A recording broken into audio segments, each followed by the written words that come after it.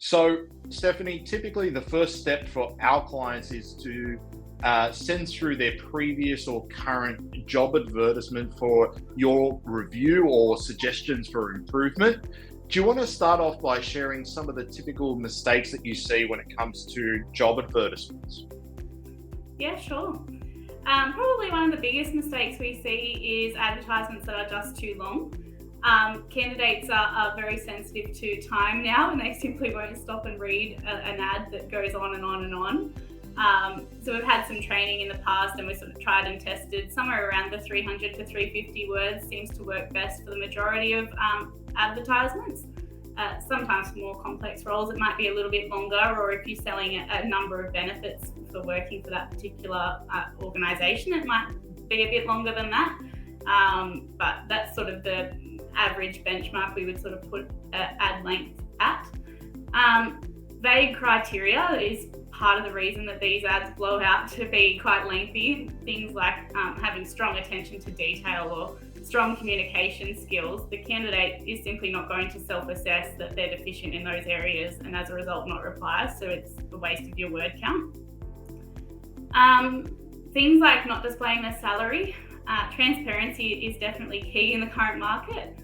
Yes, it may mean that the candidates that you have applying might inflate what they're looking for in discussions with you, but ultimately it's up to you as a business to determine whether that candidate is worth the money they're asking for or not. It doesn't take away your negotiating ability at all. By the same token, advertising the salary to be inclusive of super, we find this to be quite outdated terminology, and particularly in the current market where it's common knowledge that the super rate is on its way up. It's just a bit misleading if you're going to say that the advertiser package in the current market. Not displaying benefits of working with the business. At the moment, it's a bit of a marketing activity for the business as much as anything else. We should be selling ourselves as a place to work to the candidates just as much as we expect the candidate to sell themselves to us as being the right candidate. One of the great resources we're using at the moment, Seek has released something called Laws of Attraction. It's giving us a good understanding of what candidates want in the segment or in that industry. For example, work from home is becoming a very high demand with white collar roles and paid overtime for blue collar. The other thing that we will help with is benchmarking to make sure that that role is sitting at the right place in the market and the salary offering is competitive. So that's quite a comprehensive list. What I take out of that is really to sit down and think about your job advertisement from a strategic perspective.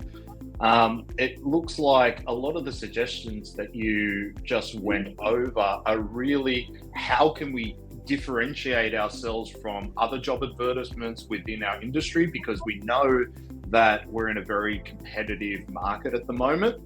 And it's really sitting down and looking at not only how can we differentiate our job ad, but how can we appeal or how can we attract or talk to the candidate that we're looking to attract.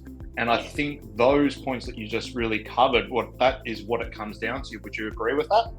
Yes, okay. Absolutely. Does your business have a HR or workplace relations issue? Are you unsure how to work through compliance issues but still achieve a good business outcome? Why not take advantage of On Demand HR's free 30-minute online consultation with an experienced HR consultant? At the end of the consultation, we also provide you with a strategic action plan to resolve your current issues. To see the types of matters we can help you with and schedule your consultation, please visit ondemandhr.com.au/advice. We look forward to delivering certainty, confidence and clarity for your business in your HR and workplace relations affairs.